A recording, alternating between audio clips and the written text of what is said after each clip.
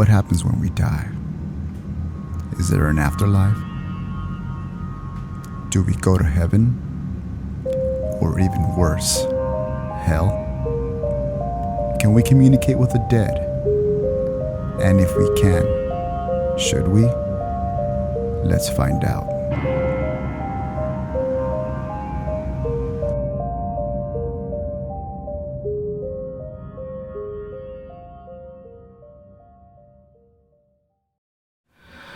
Alright guys, what's up guys? Welcome to episode 13. I am here with my co-host as always, Carlos, aka the technician.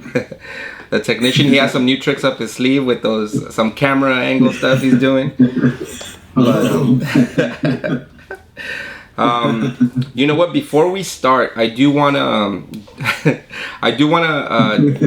make one honorable mention, and that's to the artist that made the drawing for the thumbnail for this video. You know, the one with the devil talking to the person on the floor and stuff. Came out really good. Yeah, it came out really good. And you know what? This person has done 2 other drawings for us. I have the technician insert them like right here.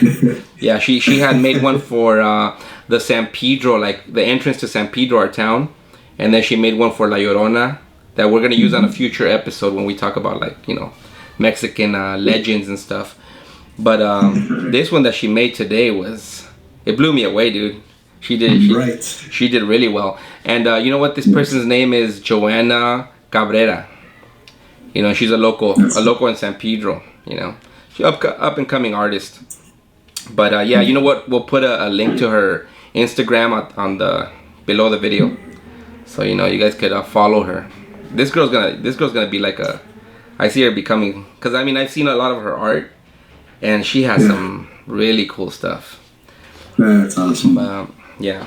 But anyways, today's episode's gonna be on serial killers, right? Is it just serial killers, like Satanists and stuff? Serial killers that took their, I guess, that believe in Satan, I guess, right? They did it in the name of Satan. In the name of Satan, or they when they got caught, they blamed it on Satan. Yeah, that's a possibility, right? Yeah, there's a few out there that have done that. Yeah, so that's why it's called, The Devil Made Me Do It, the name of this episode. But so why don't we get started with, episode 13. I know you're excited. I know Carlos is excited to talk about Richard Ramirez. Oh, man. Yeah. Do you want to start with that, or did you want to start with someone else? Let's say Richard for close to the end or close to the end. The middle, dude, the middle. The middle? Okay, we'll talk about him in the middle. But right now we're going to talk about a serial killer, not well known around these parts, but a serial killer that, of course, worshipped the devil in Colombia.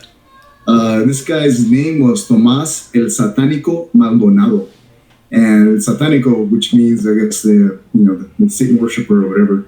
And he pretty much did a couple of gruesome things when he killed his victims. Pretty much, this guy, before he did his devil-worshipping things on the bodies, he pretty much raped and killed his victims through blows to the head using sharp weapons and other things. So anyways, when they found these bodies, each of these bodies had 2 fingers amputated, and the middle and ring fingers were placed on, and they created this vor symbol, which according to local authorities is considered as a sign of saying, I love Satan, I love Lucifer. It is often used in a spiritual, supposedly to call the demons, so it's like a conjuring kind of thing. So that's pretty nuts. Let's see. So this happened between 2002 and 2004. And the hexagrams were also cut into their skin with a knife. So yeah, hexagrams, 6-point stars, all used in occult practices and rituals, were pretty much put into the bodies after being killed. Luckily, this guy was captured in 2019 and is currently facing trial right now. You know what? I wonder if that's where they got the idea for a movie. I don't know if you remember a movie with Lou Diamond Phillips. It was called The First Power. And Lou Diamond Phillips is like a cop. And there's this killer going around that would carve the 666 into their victims, and the little that star thing with the circle around it. Yeah. And right. In the movie, this guy is I guess he's kind of possessed, So he's like super powerful. He's able to jump off buildings and climb up walls and stuff. Great movie, the first Power. Yeah. I'm wondering after you're telling me what this guy did, if they kind of based this on that case. Could be. This guy, the murders occurred between 2002 and 2018. Wow. Let me show you a little picture of this guy, what he looks like. Okay, so the first victim was Rolando Romero, who was stabbed 25 times and had a letter Z carved onto his forehead. The others were both men and women, some of them from the LGBT community in Colombia. Let's see.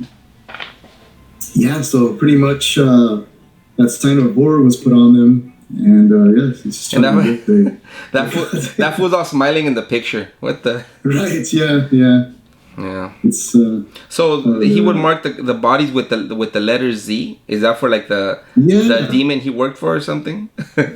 Probably, more than likely. Because I didn't have a chance to look up the sign of war. But that was something that I wanted to get to, but I just didn't have a chance. But we can look it up right now. But I mean, the Z was for like because I know there's a demon that people talk about when they play the Ouija board. What's the name of that demon?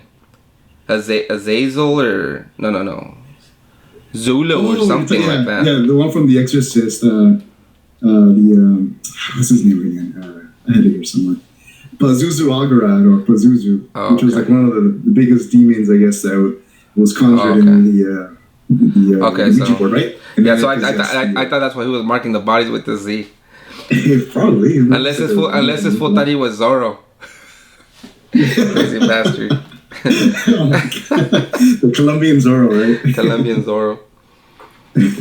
And you know what, guys? I do apologize for my voice being a little scratchy. I just had a really bad infection, a throat infection for like 5 days. So I'm still getting over it. But anyway, so he marked the bodies with the Z. But you said so if he raped them, that means he was mostly killing women, right? Yes, they're killing women, and I guess some of the men that usually when this happens, which we'll see later on with other serial killers, that they try to dispose of the men first, and then they go after the women. Yeah. Take advantage. Huh. Yeah. And you said this was in 2002? The killing started in 2002, yes. Okay. And they went up to, like I said earlier, 2018. Dang, so he was doing it for a long time. Yeah. You're right. I'm surprised he didn't get caught before. But, right. Maybe because it was so sporadic and he just did it once in a while. Yeah. That's usually the case. Sometimes some of these serial killers, when they go out, they don't do things consistently. They go out and they're just random most of the time. So it was hard for Richard Ramirez and I believe also for son of Sam to get caught for a while because of the way they were changing their killings, the way they're doing the killing spree was just not what do you call it? Standard. Yeah, it's just very random. It wasn't planned or anything. Yeah, you know what? That case of that guy you're talking about reminds me a lot of a case the what? Satánico. Satánico. Sounds like something from like the movie The Three Amigos. But yeah, that reminds me of the case that I looked in. One of the cases that I looked into of these three guys. It was like they called it a trio. They were like three guys that did like devil worshipping, and what they would do. This was in Brazil. What they would do, they would have there was a movie that I'm always trying to like relate things to movies. But there was this movie, I forgot what it was called,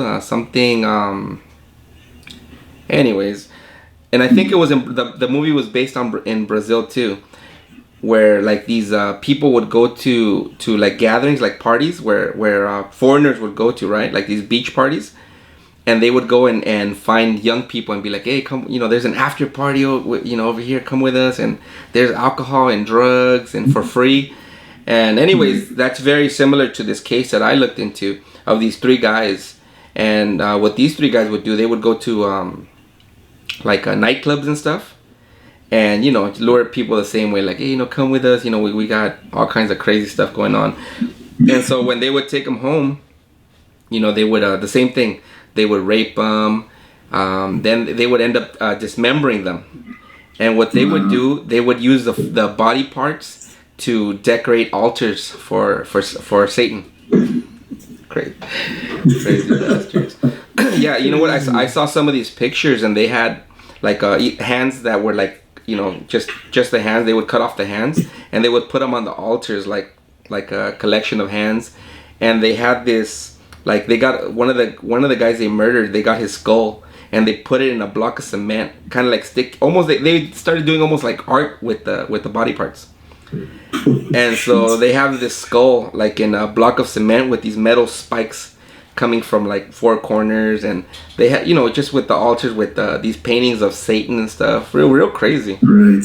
That is pretty nuts. Yeah, but supposedly these people, this trio, they did it because when they got caught, their reasoning was that they would get mystical powers from Satan, mystical powers, and the power to seduce women. Crazy bastard.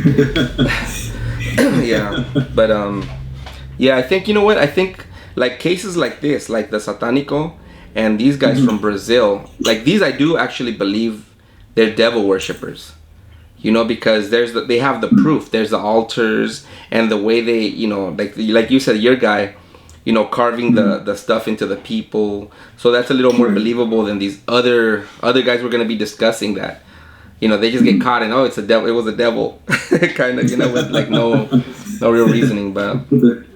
With a few exceptions, right? Yeah, but yeah, that is pretty much the case. That some of these guys are like, they just see the devil at the end, so that your life sentence, they can get a life sentence instead of being, you know. Or they could do like a plead insanity or something, I guess. Yeah, right. And you know, they put them in a wacky house instead of jail. And then that's one thing you'll see consistently through some of these serial killers is that a lot of them suffer from some sort of antisocial disorder, or probably a mild or a great case of schizophrenia. Now that could be either real, or it could be probably something that was put when they're went to trial. And you know, that was one thing that I noticed, that a lot of these guys, they had issues where you know, they either had no friends, they were like loners, or they were bullied a lot. Right. You know, so I think that creates a lot of hate in them and anger and stuff. Yes. And you're hitting a lot of talking points too for a couple of the next serial killers, especially Richard Ramirez, which we'll get onto that later. But yeah, you're hitting a lot of the good talking points about what they see or what they've suffered from when they were smaller and until later on. How does that affect their life later on when they were raised?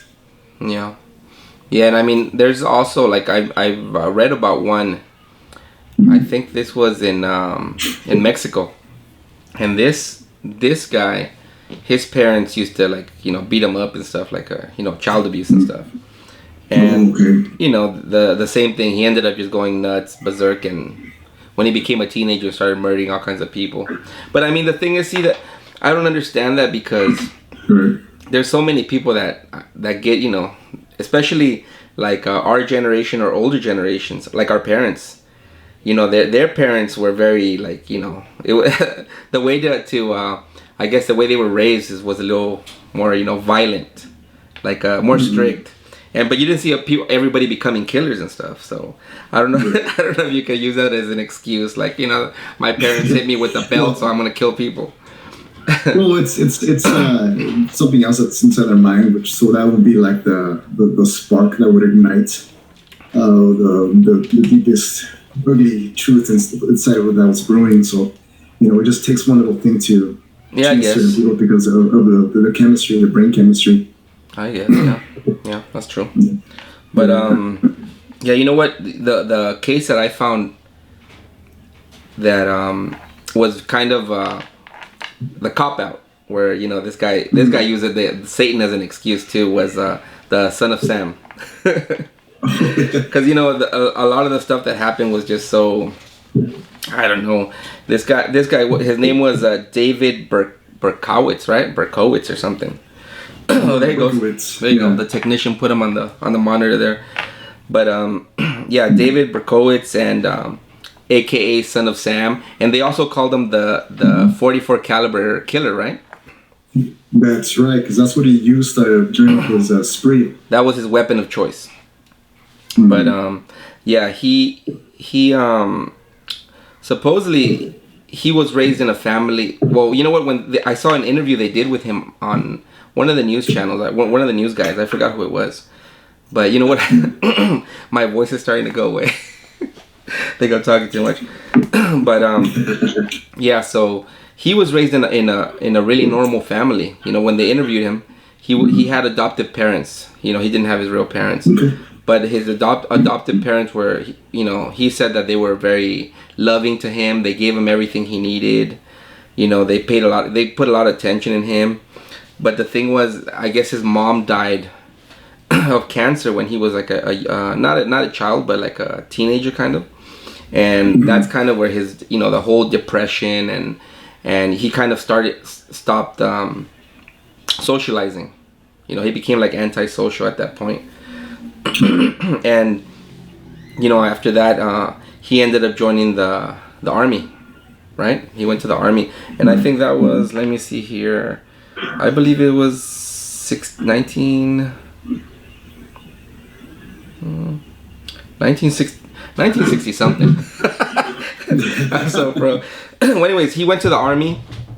He ended up coming back from the army, and he ended up becoming a security guard, right? And the thing is, when he came back, you know, he still, I guess because he had distanced himself from people, so when he came back he had no friends, no nothing. So all he would do he would go to work and just go home and just be, you know, be a loner, be by himself. So what he started doing, again, that the antisocial disorder. Yeah, what he started doing was, I guess, to keep himself like entertained, he started making fires around New York, because this was in New York. So he became like an arsonist. Arson. Yeah. Arsonist, yes. So he started, like, you know, supposedly he said that he started hundreds of fires. So it was, you know, it was a lot of stuff that he never got caught for. You know, they didn't know it was him. But yeah, so, and see, once he started doing that, you know, I guess he started getting that mentality of not caring for, you know, for human life. So the next step was, of course, going after people. And that's, you know, when he attempted his first murder, I think it was a 15-year-old girl. Let me see here. Yeah, that was in 1975. And it was a 15-year-old girl named Michelle Foreman. And, you know, he went after her with what is it called? Like those hunting knives. And, you know, see, and he almost killed her. You know, and she survived, and that's when, you know, that's when he started, after when he got caught, that's, you know, he started blaming all that stuff on the demons. And he said that supposedly the demons were talking to him through dogs. Do you remember that? Yeah, right. His neighbor's dog would talk to him, give him instructions. Yeah. Well, before that neighbor. Oh, before that? Because he moved 3 times. And in the first place he lived in, that's when supposedly he started noticing that the dogs in the neighborhood were possessed, and they were like, you know, they would like tell him like telepathically, like, you know, kill people, and that's when he went and attacked this young girl. But after that, that's when he moved to the suburbs. I think it was called Yonkers in New York, and that's when he moved to a house that had a neighbor, a retired man. His name was Sam something, but that's where he got his nickname from, because this neighbor had a big black dog, and that's the one that really started, you know, like telling him, you know, I want you to kill a specific type of person, like, you know, young beautiful women. And you would think, you know, if a guy, that's another thing that makes me not believe him. You would think if this guy was if he really believed he was being, you know, told by demons and the devil to kill people, you would think he wouldn't be afraid. Go kill some normal guy that's your age and you know, some big dude, because, you know, the devil's backing you up. But, you know, he would only kill like young and, you know, people that couldn't defend themselves. But yeah, so that's when this neighbor, Oh, he also said that the neighbor that owned the dog that used to tell him to kill people, Sam, that he was like an all-powerful demon. And so that's why he decided to take the name Son of Sam, because he wanted to be like his follower. But yeah, this dude, he, and the thing is, like you said, like we were saying before, these killers, most of them seem to have no, like, nothing planned, because he would just go up to random cars where he would, especially when he would see young women, the people that he knew would couldn't chase after him, and just go out, walk up to the cars and shoot the people inside the cars. And that's what made it so hard for authorities, the cops and everything, to find him or put some sort of thing on. There was like no motive or anything. Just what's going on here is, and he very much alluded to not only that the cops because of that, but because they couldn't really get a good ID on him. He, I guess it was in that time where there was a lot of sketch artists. And that's right. On that, but each sketch was always different. That's right. And you know what? when this happened, I mean, I don't know how deep you looked into this case, but like the detectives, the police force, they ended up creating like a group just to find this guy, because once they matched the bullets to different killings, they knew it was one person, or at least one or two people. So they formed a group called the Omega Task Force, which sounds really cool. But yeah, so they formed this group, and they started trying to, they started getting different, like, I guess people would call and say, what, I think it's this guy, and this guy, Son of Sam, he was one of the people that somebody called in to say it was him. But the thing is, there was so many calls that they couldn't pinpoint that, that guarantee that it was him. So they kept their eye on him. And but that's the thing I don't understand. If they were watching him, why didn't he get caught? He like went I think he did a year and a couple weeks before they caught him. And it wasn't even the Omega Task Force that caught him. It ended up being some eyewitness girl. Yes, it was great how he was found and taken into custody, actually. Yeah. So like you said, he was part of Yonkers, right? But I guess the crime that night that he was arrested, the night he was arrested, he committed a crime earlier in another part. I think it was in the Bronx. Yeah, it was the Bronx. It was the Bronx. There was an eyewitness there that saw a police officer taking down a parking ticket, giving a parking ticket to a certain car there. Yeah. And so after the crime happened, this lady talked to the cops, and the cops were like, well, that's a good idea. Let's run all of these tickets and figure out where these cars are from. And the downfall to pretty much all these serial killers after a while is that they get kind of sloppy. And his sloppiness was that throughout his whole thing, he used the same car, which was a Ford 1970 Ford 500 Galaxy. Yeah. So they found out it was a Galaxy. They found out that it was this person that was his name here, and borrowed it to Son of Sam. Yeah. And they're like, okay, so why is this car over here at the Bronx when it should be over there in Yonkers? Something doesn't make sense. Yeah. So they go to Yonkers. They go to his place for looking at the DMV records. And they go up to his apartment, and he just comes out, right? Yeah. So I guess what I had read was that this girl, the eyewitness. Well, you know what? When he did that shooting, it was a couple, right? It was a couple, and they were making out in the car when he shot him. It was a girl. Let me see. I think I have their names here. I wanted to mention their names. Let me see. Oh yeah, it was Stacy Moskowitz and Bobby Violante, right? And the girl ended up dying, and the guy ended up almost like completely blind. I think blind from one eye and almost completely blind from the other. But yeah, so there was this eyewitness. She described them. She actually, I think she saw him, because the thing is, she described him, and they used a sketch artist to draw him. And since they were already, keeping an eye on this guy, David, then they're like, okay. So, and then that's when she mentioned, and you know what? I saw two officers giving out parking tickets. So she basically like gave him all the info, and that's how they, he ended up getting caught. Hopefully they hired that girl. Yeah, and so the cops show up at his place, And they go to Yonkers and they go to his apartment, and he comes out and he's just like, well, I guess it's just the end of the road, or this is the end of the show, right? And the thing And is, the thing is when he got caught, like when they went to look for him, he was on his way out to go kill someone else. Oh, that's what it And he was? told he told the cops, he's like, man, you caught me right before I went and killed someone else.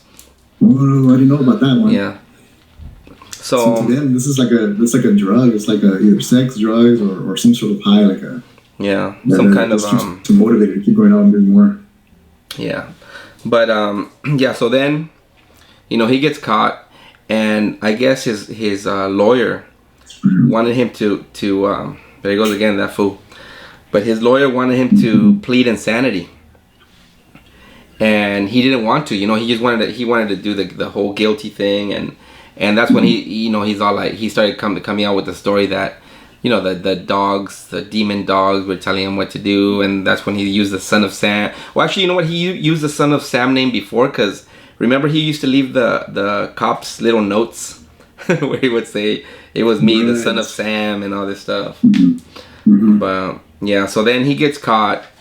He goes to jail. He gets, 25-year life sentences, right? Right. Absorbent amount, which it's probably not enough.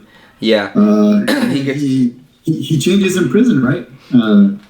He becomes like a devout Christian, and he's like good and this and that, and he's like sees the light now. See, but that's the thing. I don't believe him because he in the interview he talks about that, like, I wanted to go away from the devil and the demons, and I wanted to become a man of God and all this stuff, and he even starts like giving Bible studies in jail and stuff. But the thing is, after, I don't know if you got to that point on any of the articles, he ended up saying that it was all made up. The whole devil thing was made up. So then how do you become a man of God, saying that because you want to get away from the devil, but then you come out and say, oh, it was all baloney? Yeah. Hey, Carlos. And those were his exact words, okay? Baloney. It's all baloney. It's all baloney. Yeah, but you know what? This guy, I don't know. I don't like him. I don't like any of these fools, but... And he was doing all this, and he was trying to seek parole for many, many years, but I believe 7 years ago to this date, in 2011, he just stopped all of it. He's no longer seeking parole to get out of the prison system. Yeah. So I'm sure he's tired. And I mean, that they actually tried to kill him a few times. I think like 3 times. They try to like strangle him, and I think that's why he used the whole God card. Like, oh no, Jesus saved me, so that people wouldn't would stop trying to kill him and stuff. But, especially in the prison system, right? Yeah. Yeah. You know what? I don't understand how there's people that kind of worship these kind of guys. That like Richard Ramirez and all these guys. They have all these followings from young women, young men that think they think they're like heroes and stuff like. Yeah, like from female groupies to copycat killers. They look up to these people. Yeah, it's crazy. It is. It's crazy, man. I'm gonna start letting you talk a little more because my voice is really starting to go now. So the next guy I want to start talking about is of course the Night Stalker, and the Night Stalker, actually we'll go back to his past right now. And the thing about the Night Stalker is he was originally from El Paso, Texas, and he was the youngest of 5 kids. And his father was from Mexico, and they moved over to El Paso. And his dad was pretty kind of like the old school, like we were talking about earlier. He would get mad and just start taking the belt or hitting the kids, especially to get out on the youngest one, which was Richard Ramirez. Oh, so he was the youngest. How many brothers and sisters did he have? There were 5 kids, but I'm not sure. I know he had one other brother. Oh, okay. And so I think there's one of the things that you can add there, that he was beat as a child. Mm-hmm. He also suffered from epileptic seizures. Oh. I believe he went and got a concussion 2 times in his life. And he's witnessed a lot of bad stuff. One of the bad things that's actually happened to him when he was younger, I would say probably elementary, is that him and his brother, they would go to, I guess this was in the house, and they would have their teacher come over and they would give them lessons because they were, or one of them was kind of slow. Almost like tutoring. Almost like in-home tutoring. Okay. And one time or maybe several times, Richard was a witness to his brother being molested by the teacher. And there is no evidence that Richard Ramirez was molested, but he saw something that he shouldn't have seen. But I mean, was the teacher a male or a female?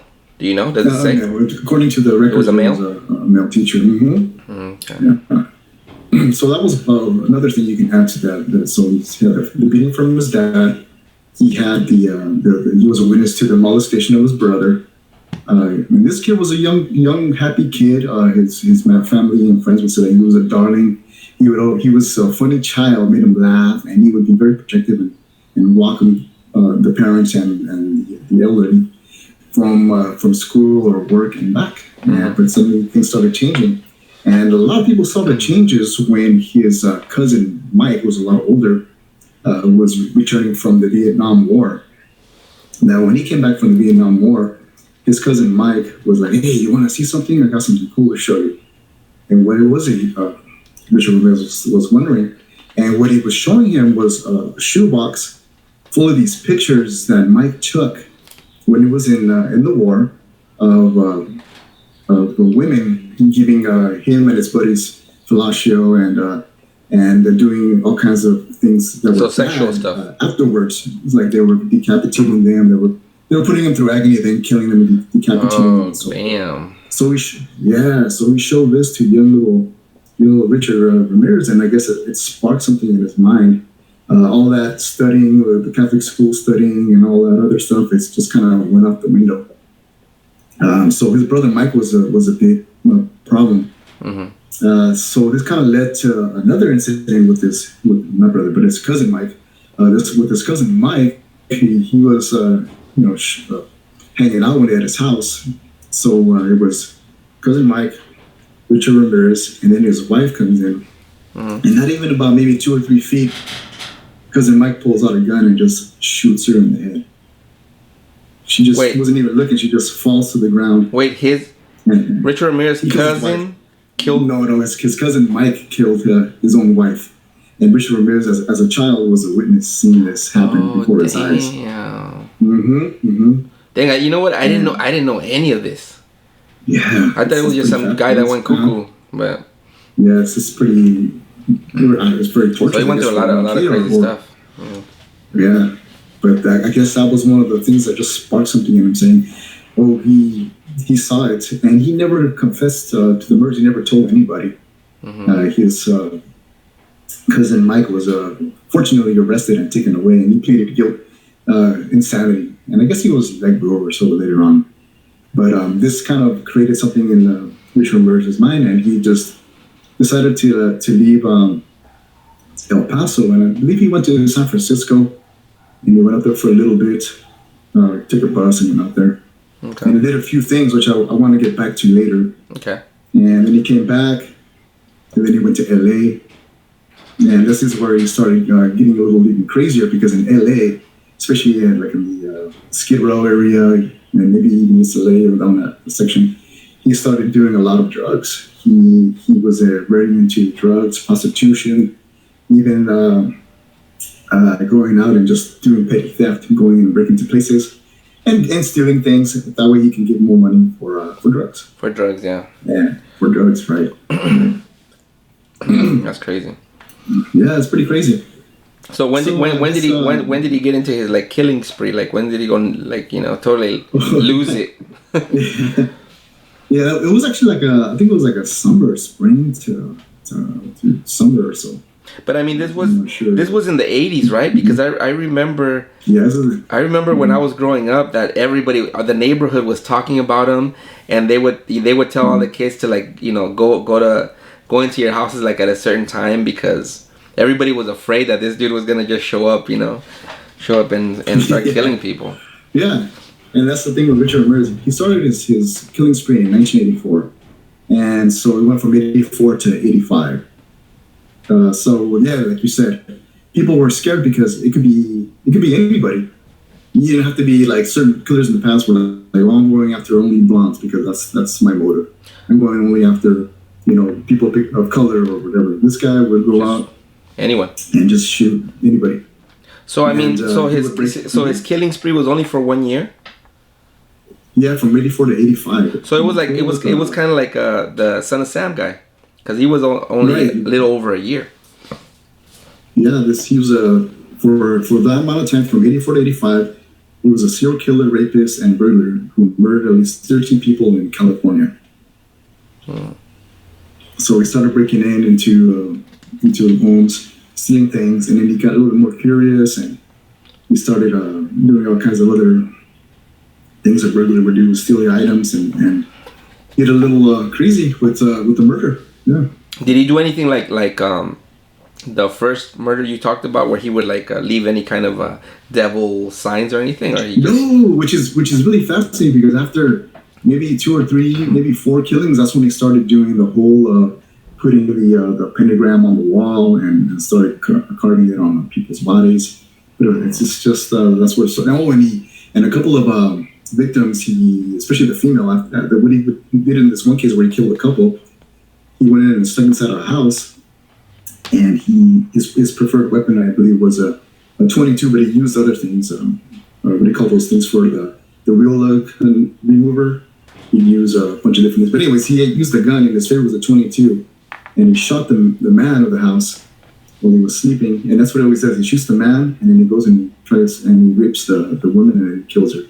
So in this case, after he's done killing her, he carves out her eyes. And supposedly, he takes out both her eyes and. And what was the point? What was the point of that? Supposedly, what was his reasoning to carve people's eyeballs out? I think it was maybe because it was just the gateway to the soul, or some sort of thing that the eyes judge. So maybe he just wanted to get rid of that because he felt something inside him. Okay. Maybe it was a command from Satan. Who knows? So he started getting more and more into Satan, being a Satanist. And this is how much of an ego he had too, because he actually went to San Francisco to go see the cult up there, the Satanists up there. They have an organization where they worship the devil and all that. Okay. And I guess he went to a couple of little meetings, and he was like, "This is not for me. I'm not supposed to be part of this group of people." It's like, if anything, Satan is for me and me only. Those aren't his words, but that's how he felt about it. Yeah. That he was, I guess, part of that ego inside of a serial killer that says, you know what, this is my thing. Don't take it away from me. This is just right. He didn't want to share. Crazy. He didn't want to share. Yeah. Yeah. So he murdered a few people. Just walked in. The thing that made him different from the Son of Sam is that Richard Ramirez would always steal a different car. He would never use the same car. So he wasn't. He was trying not to get caught. He was already like a professional, thief and everything. Yeah, pretty much. Yeah. The only thing where his downfall was the fingerprints he left.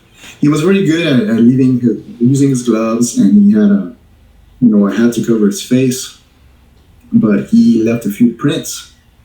And the problem with the technology back then is when you had a print, you record it, but it has to be filed until that person gets arrested or whatever it was, because there was no computer system. Yeah. At that time, the LA, whatever it was, computer system was being, California processing thing was just coming of age. Yeah.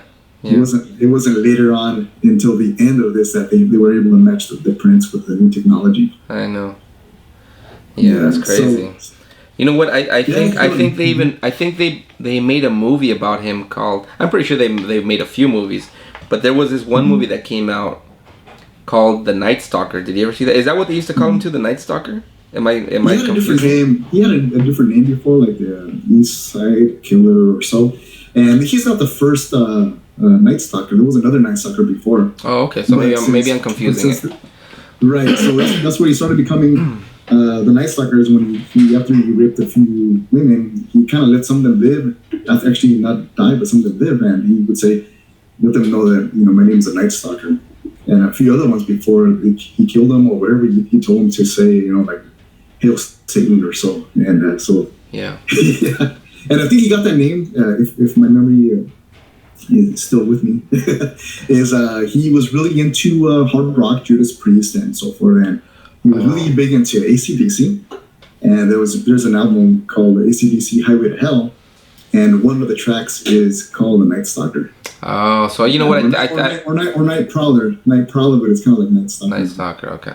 Yeah, and it talks about, Night Prowler. It's just similar. Yeah. I was close. Well, you know what? I think that's why a lot of times they say that, like heavy metal and stuff is like devil worshipping music because of, all the symbolism and the stuff, the stuff they talk about in the music. And I think that's why a lot of these people that blame, because there's also a lot of people that blame, just like they blame video games, for people, for kids killing kids and stuff. Yeah. And they do the same thing with music, where they blame the music. It's the music, but it's mental health. Yeah, it's a mental thing, because in that case there would be a billion murders, because I played all those Call of Duty games and stuff. On the next episode, we're gonna talk about Tony. Yeah, but the Richard Ramirez, I remember that clearly, and how afraid all the everybody was afraid of. And the thing is, we're not so far from LA. Were all his murders done here in LA? Yes, except for maybe one that was solved years and years later, like in the 2000s, because of DNA. And that was in San Francisco, and that's when they found that's right. He probably did, or I think he did rape and kill a 9-year-old girl. And that's when he was going to look for the devil worshipping group and stuff over there?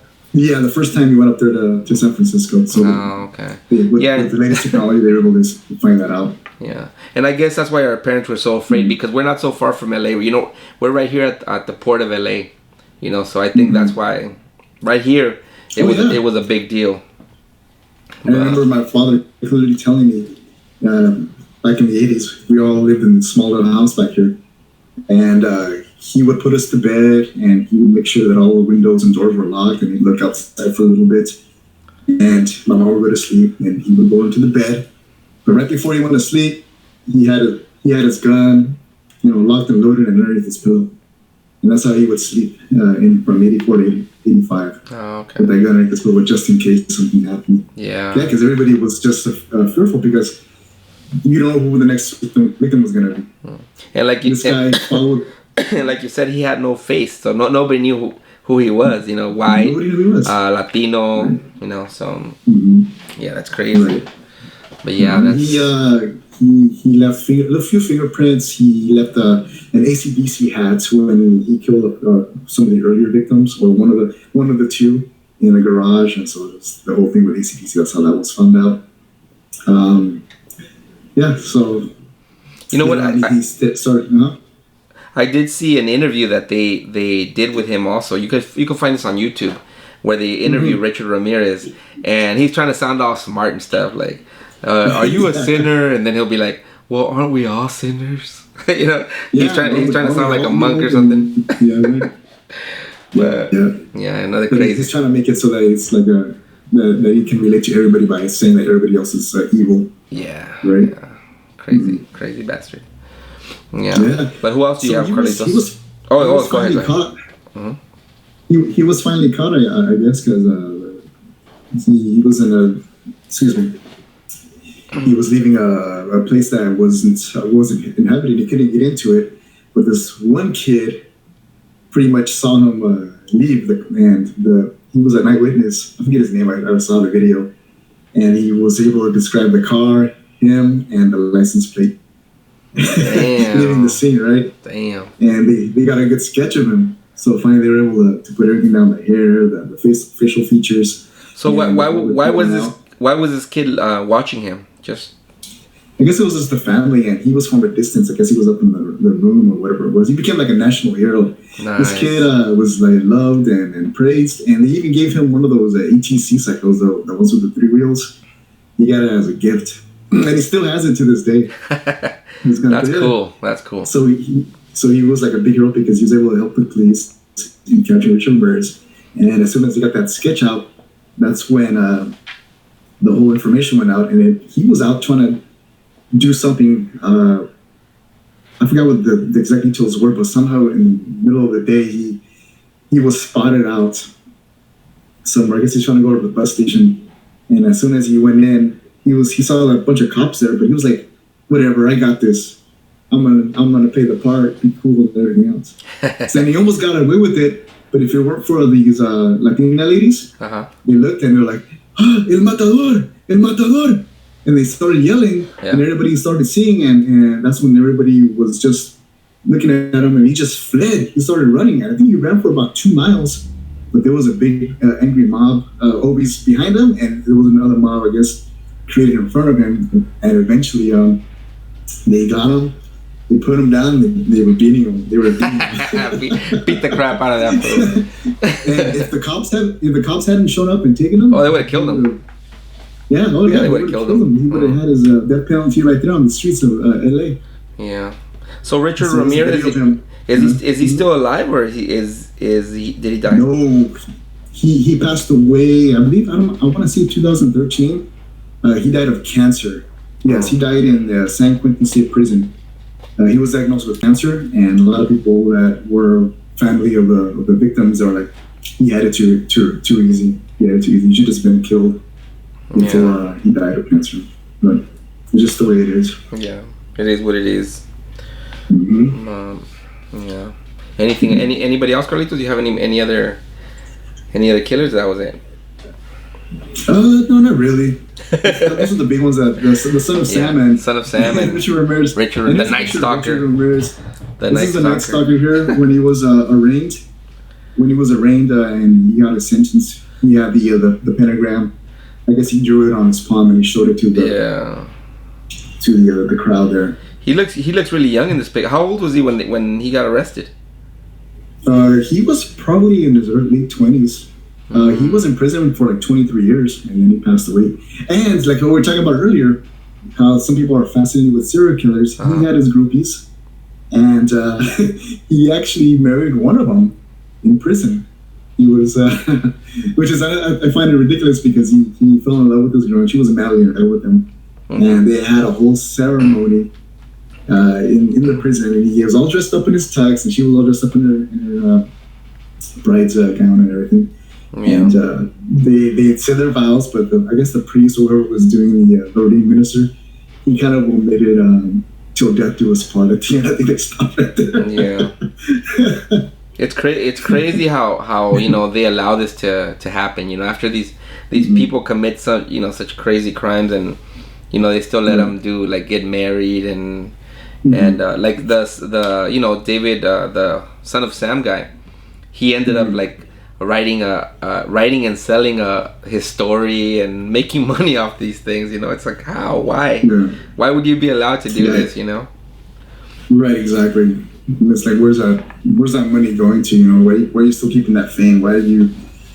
Well, you know what, with the Son of Sam, I think what happened in that case was when he sold his story, they decided to come up with the whole thing. It was called let me see here, I think I have it here, the Son of Sam law, and that's when they take proceeds from any money the criminals make from selling their stories and give it to the victims' families.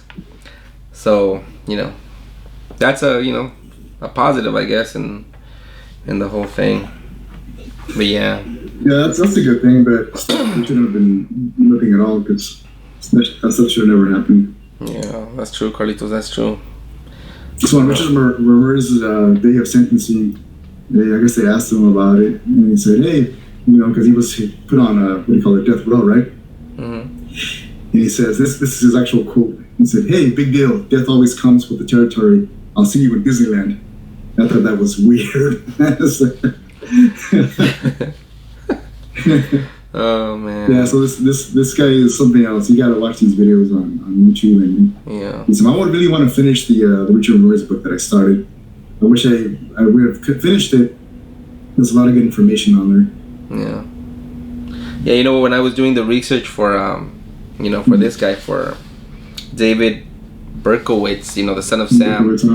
Yeah, dude, I was getting like when I was reading all the stuff he did and stuff. It was like I was getting angry. It got to the point where I just wanted to just stop. But I felt the same way too with this guy. The way he mutilated some of his bodies, he just went in and started stabbing and decapitating heads while they're people were sleeping. Mm-hmm. He just didn't care. He didn't wake him up or kill him. He just went at it. And the reason why he used the 22, Richard Ramirez, was because that little bullet can pierce your body. But once it's inside, like let's say you get shot on the head, once it pierces your skull, the velocity kind of comes down, and all it does is just start bouncing inside your brain and just causes more havoc, more destruction, where you won't be able to survive from that. Yeah. So they're thoughtful but very evil. So what do you think, Carlitos? Do you think, like in any of these cases, even some of the stuff because I know we're not going to talk about any more of these guys today. No. Do you think, like in any, let's say even 1% or 2% of these cases, do you think it's possible that the devil or demons are communicating with these guys and telling them to do this, or do you think it's all just mental stuff? Well, you know me, I'm kind of skeptical about stuff like that, and maybe my search was kind of biased when I did this search on some of these criminals, Barowitz and Ramirez, and I looked up and I put mental state or schizophrenia, and it came up.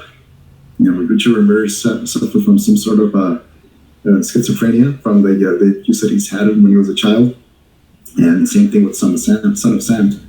So to me, I would always go with the mental state of the individual. Yeah. In schizophrenia, you have these feelings and thoughts and ideas, and you can sometimes visually see certain things, I believe, right? Yeah. Schizophrenia. So I believe that was a big part of it. Yeah. Yeah, I don't. The devil thing. Yeah, I don't buy the whole devil thing.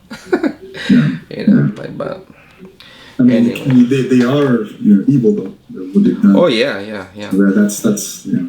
Yeah, but is there anything you wanted to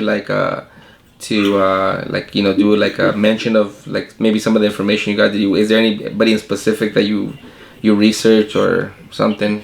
No, just random stuff. Yeah, I just did random this time. I wish I would have had a chance to put some mention on the video, but I'll put it down in the details in the descriptions. Okay. And I'll link to some of the videos that I did see, some of the documentaries, and they're very informative. Yeah. And again, guys, you know what? I want to apologize if I'm kind of like low energy today, because I'm not 100% yet. But I'll be better for next weekend for episode 14. I hope. I bet. But yeah, Carlitos. Well, thanks for. You're fine, man. You did great. Thanks for doing this video with me again. I know it's takes time and all that stuff. Yes. But, yeah.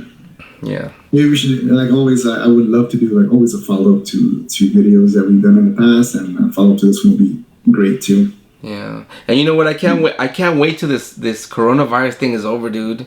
Because I like being here. Like when you're here.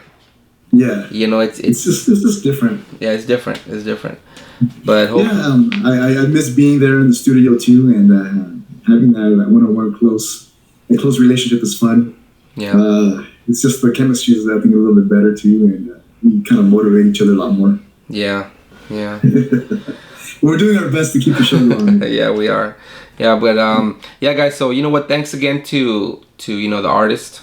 Johanna Cabrera for those amazing drawings she made for us, and well, I guess that's it for today, and I hope you guys enjoyed today's episode, and hopefully the next episode will be a little more now that we have the whole thing, how Carlos was inserting those pictures and stuff, that's pretty cool.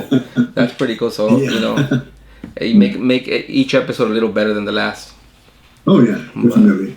But thanks for watching, guys, and we'll see you guys on the next episode of San Pedro Paranormal. Bye, guys. Thank you so much. Bye.